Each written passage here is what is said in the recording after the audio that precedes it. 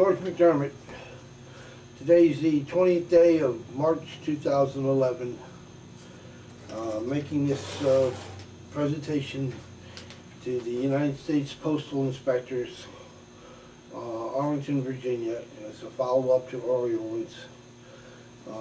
This is because I have received, just in the last 2 days, I have received 1, 2, 3 fraudulent mailings by the clerk of the court for the 4th Circuit Court of Appeals in Richmond, Virginia, all unsigned and all unverified. And I'm asking that the U.S. Postal Inspector enforce my rights under Article 4, Section 1 of the Maryland Constitution and Declaration of Rights, as outlined under, this is a letter from the Attorney General. It's the Attorney General's Office of Maryland, Office of the Counsel to the General Assembly.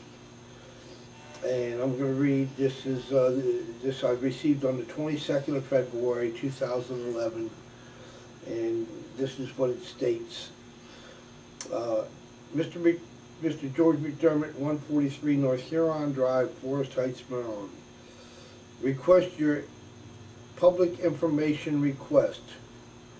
Dear Mr. McDermott, I am in receipt of your letter of February 1st, 2011, which you state was copied to every member of the Maryland Senate and House of Delegates. I have been authorized to respond on behalf of all recipients of your letter. So this is, in other words, the Attorney General's office is, of Maryland is responding regarding a public information request as he's required to by law. But he's not just responding to a public information request, he's responding as the authorized agent for the entire Maryland General Assembly. That's a little different. That's an authoritative position. All these laws back here, they state that that's an authoritative position.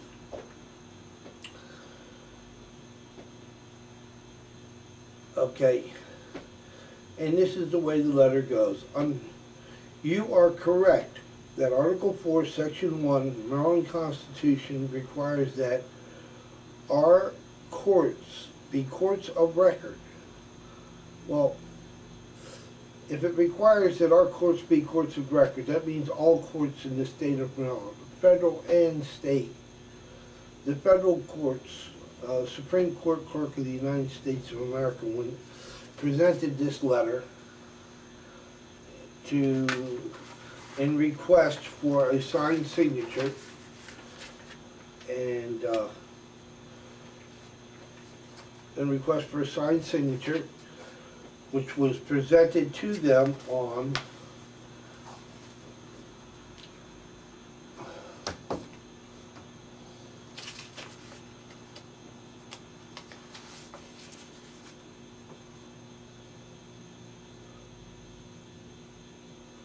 March 9th, in regards to the unsigned orders I have been receiving.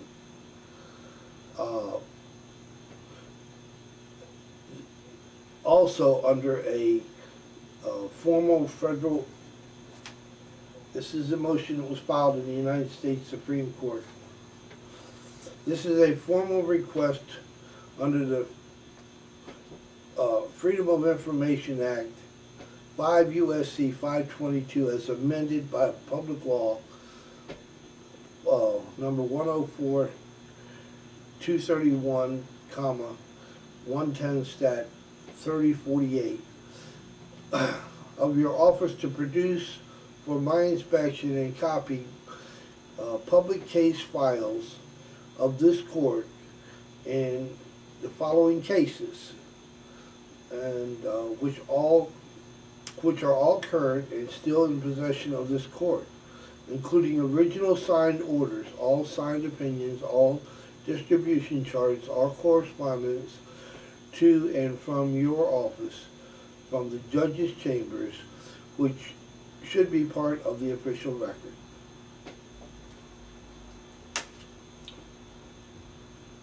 No signed orders. March 9th, I went back to the court. The court refused to give me any signed orders, and when produced with the letter from the Attorney General for the state of Maryland, the response was very simple. Mr. McDermott, this court does not recognize the Constitution of the state of Maryland.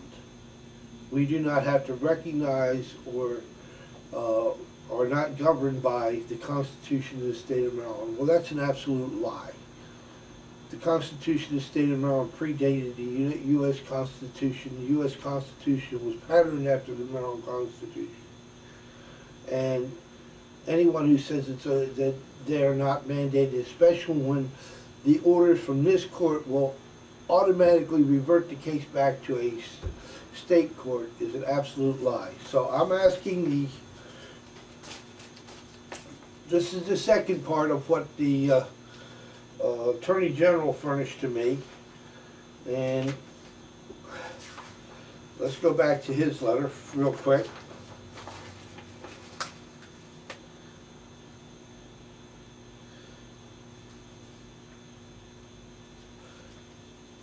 Your letter of 1/20 of February 1st, 2011 also makes a new request that for any legislative bill filed exempting certain state courts and other judicial entities from the application of the Maryland Public Information Act.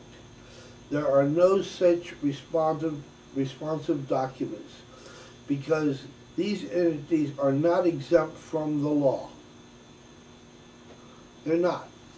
Pat Connor's not exempt from the law. The U.S. District Court's not exempt from the law. The U.S. Supreme Court's not exempt from the law. These entities are not exempt from the law. Moreover, there is a specific provision making judicial records publicly available. Maryland Courts and Judicial Proceedings, Code 2-203, unless otherwise provided by law, the court, order of a court. Any person may, without charge, inspect, examine, and make memorandums of notes from the index of papers filed with the clerk of the court. Also see Maryland Rule 16-1002. Records are presumed to be open to the public for inspection. Baltimore Sun versus Baltimore City, 359, 653. 662.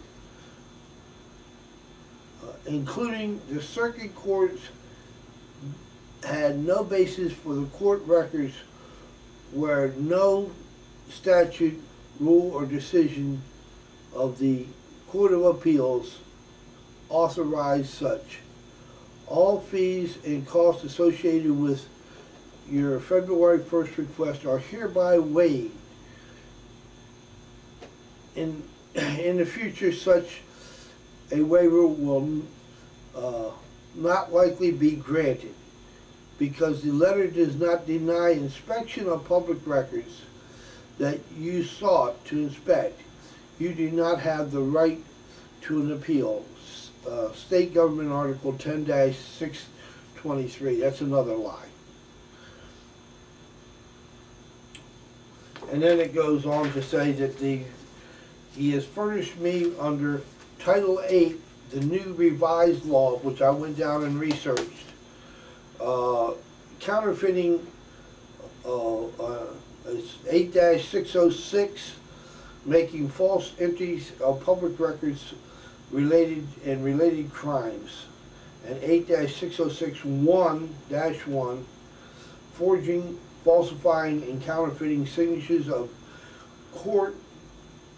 judges, court officers, and court employees. This is what the law says. Anyone can get it. It's available on the internet.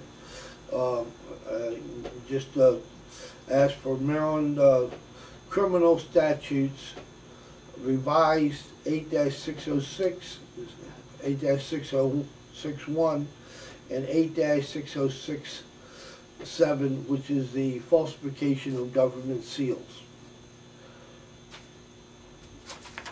I was in Richmond on the Richmond, Virginia,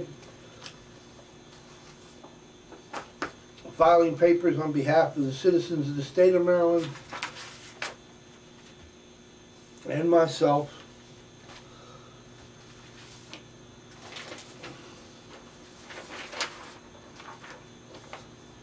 March 15th. Here's just one of them. And this was a, you'll find this on program 278, 279, I'm sorry, 279. And there's a video record of it.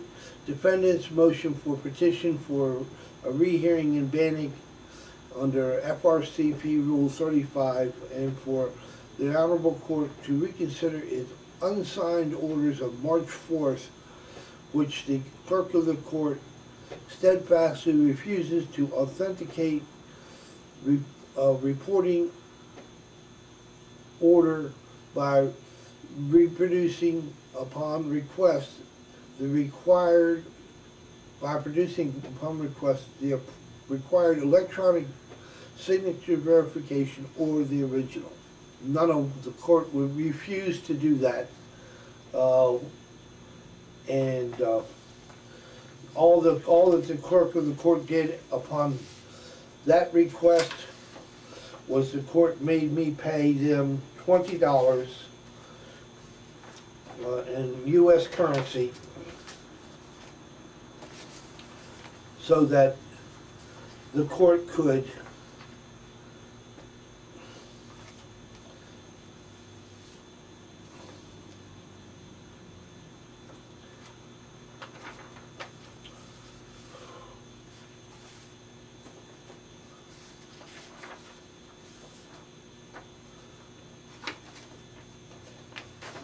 you'll have to see this to believe it.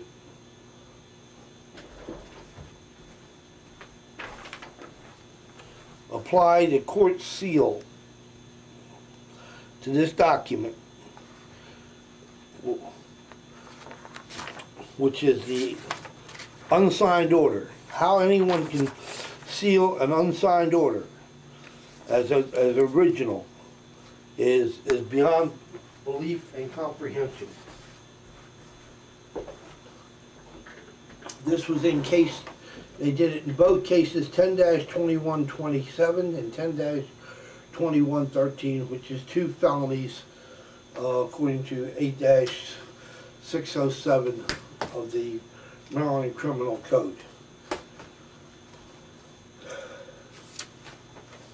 On March 16th, the court sent out a stay of mandate under Federal Rule of Appellate Procedure 41D1, and here is the unsigned order, once again, issued by Patricia Connor, clerk of the court. That's a forgery. That's a fraud. On the 17th, I received two more orders of the court, and here's the court docket in the case. It shows that the case was never properly docketed or adhered to. I got court dockets in both cases while I was there on the 15th.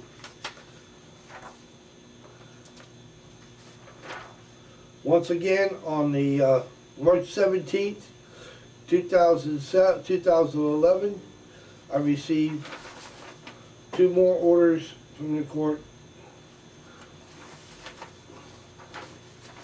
all by U.S. mail, all a fraud, and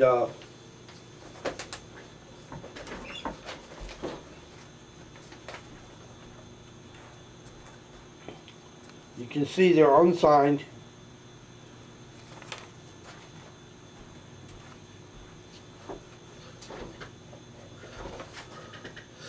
It's case 2127, 2011 term, coming up from the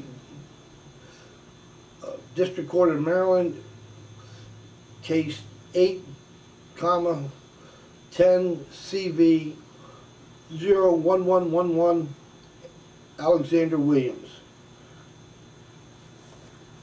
Order. Appellant George McDermott has filed a motion for the clerk's office to produce the originals of all signed orders by authorized judicial officers of this court issued in the name of the court. The court denies this motion for the reasons stated in this court's order entered October 18th, an appeal number 10-1691, McFadden versus McDermott, for the reasons for the court, by direction of Patricia Connor, clerk, unsigned.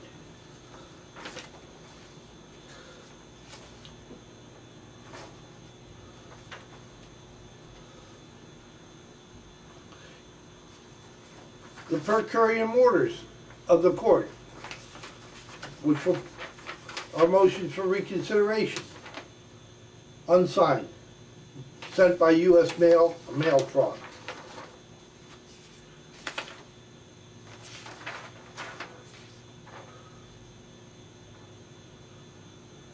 Second order received, 10-2113, from Judge Alexander Williams, District Court. Petitioner has filed a motion for the court clerks to produce originals of the signed order by authorized judicial personnel of this court. The court denies this motion for the reasons stated in the court's order entered October 18th. In appeal number 10-1691, the McFadden versus McDermott, unsigned once again. You cannot in this country get a trial, you cannot get relief when you're going up against America's mafia-driven court system. And they keep wasting paper. I mean, it's like tons and tons and tons of paper.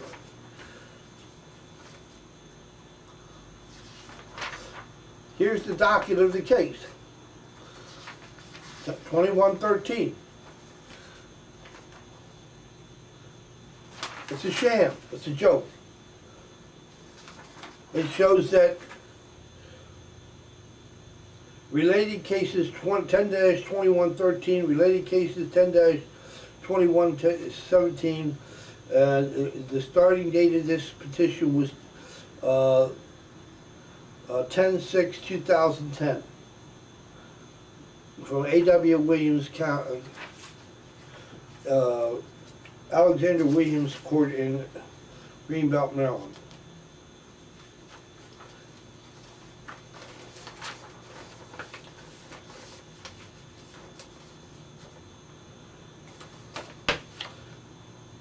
It's got the judgment order being filed on March 4th, unpublished per curiam petition on March 4th, motion filed by George McDermott and Patricia McDermott to be in non-compliance with that motion filed by George E. McDermott and Patricia, as they appear to be not in compliance with Federal Rule 79 as the court's docket, as they do not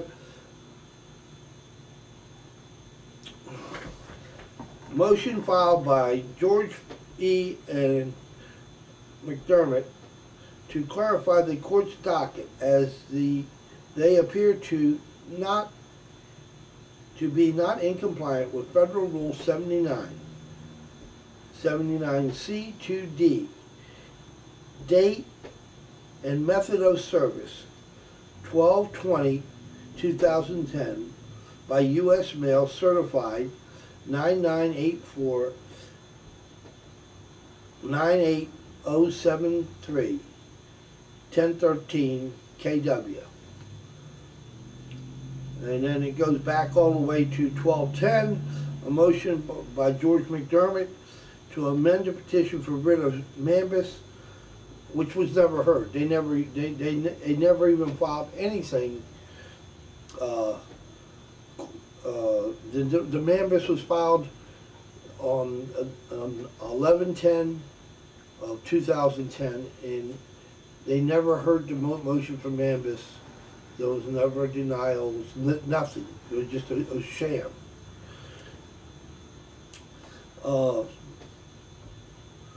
The application to proceed in forma pauperis was granted by the court on 10/13. Disclosure of corporate affiliation showing 25 judges involved in this corporate fraud and conspiracy is part of the record. It's on 10/14.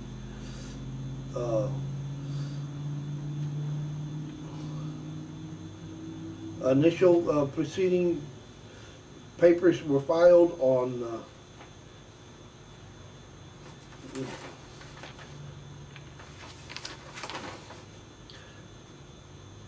10/1, but no correspondence, no judges' signatures. There's done nothing. So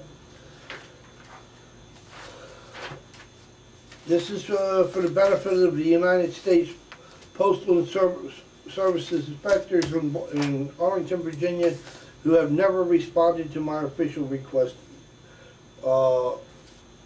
except saying that they're taking it under advisement. And I have prepared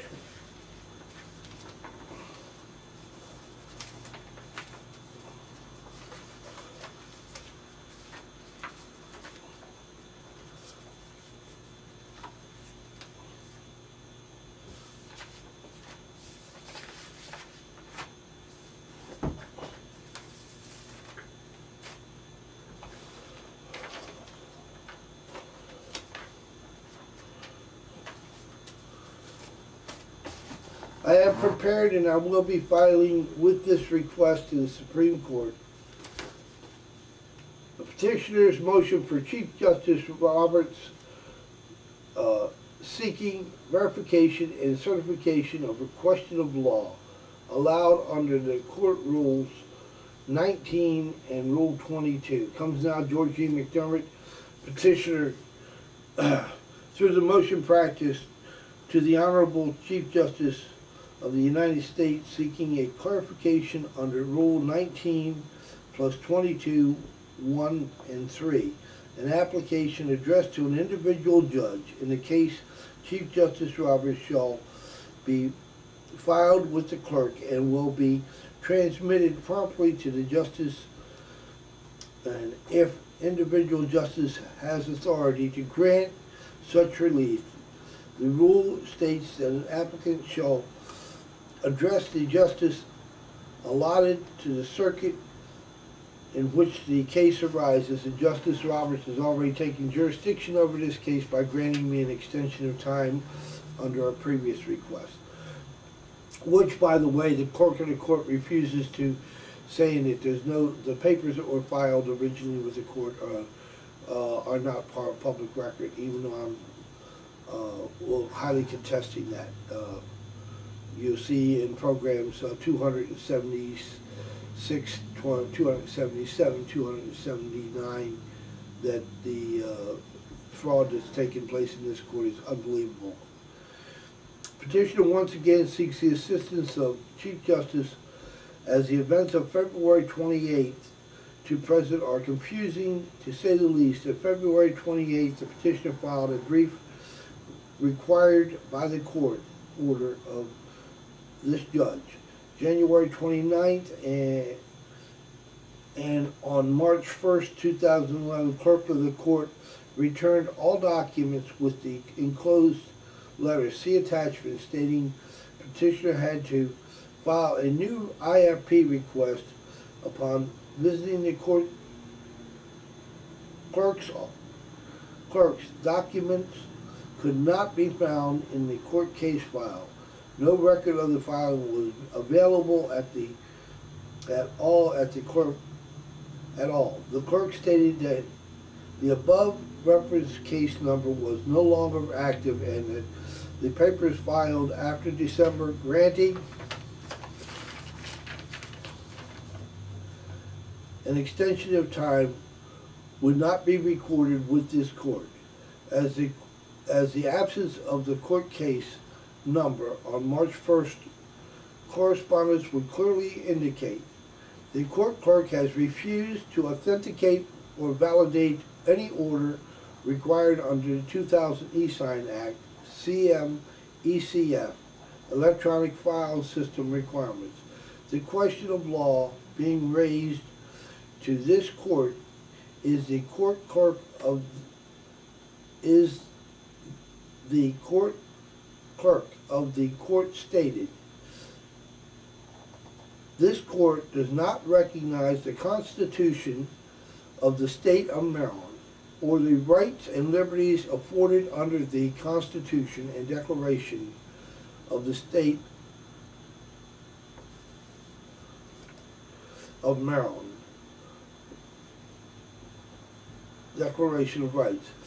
If this is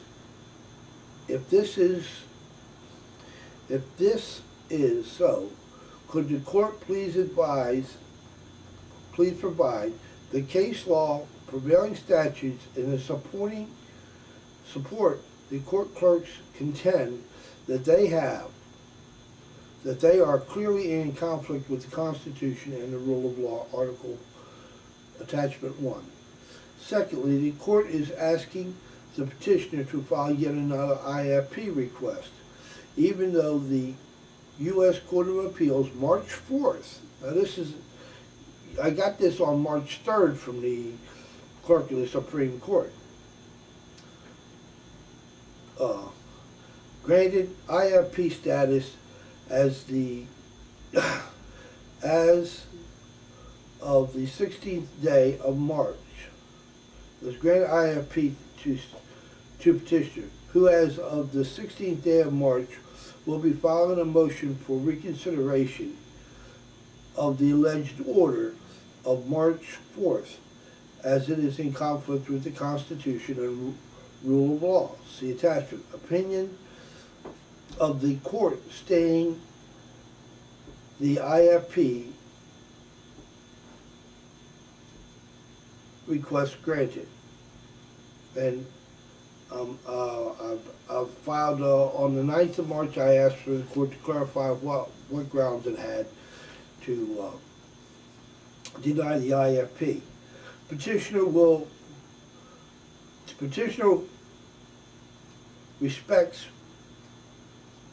request that the Chief Justice Roberts command the part of the court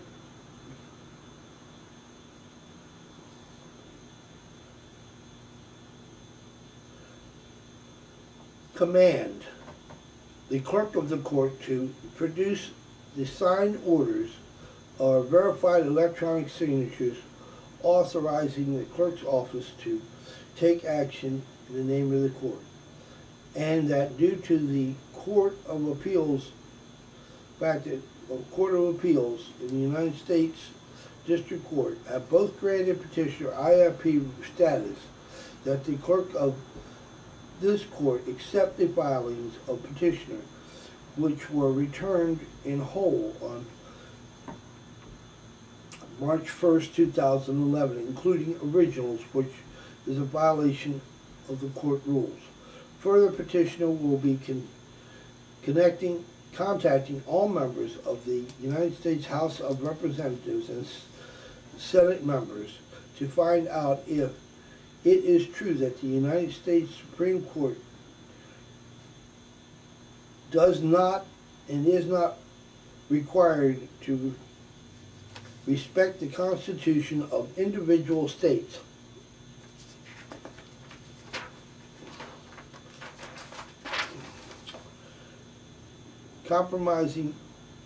Comprising the United States of America and territories therein, as this too appears to be a false statement made by agents of the nation's highest court under color of law and authority. Okay, and then we've got the exhibits that were attached were the Deputy Clerk Ruth Jones's fraudulent order of March 1st, the Fourth Circuit Court of Appeals opinion granting IFP status, and the March 9th request to the Clerk of the Supreme Court regarding denial of access to records in the U.S. Supreme Court. So,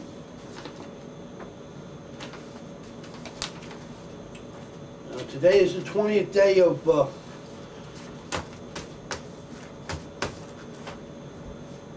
March 2011. I'm going today to, by tomorrow I will be mailing at the U.S. House of Representatives mail office. I'm dropping a request off requesting that all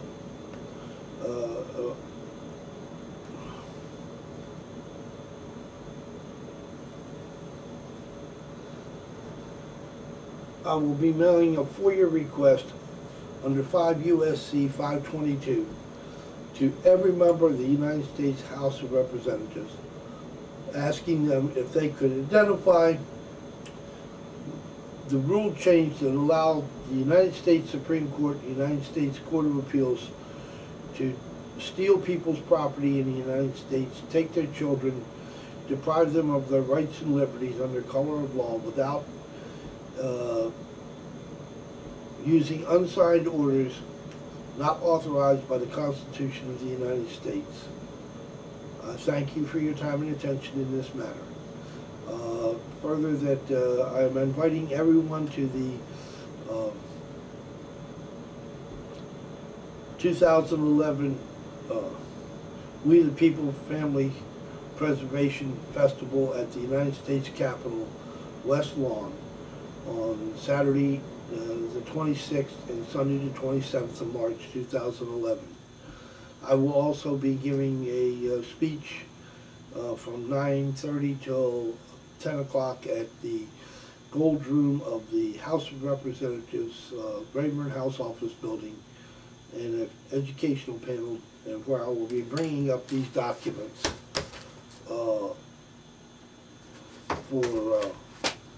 and asking the members who are in attendance or anyone who has views that where our courts are going, because this is clearly a violation of the Constitution and rule of law of the United States. God bless and have a good day.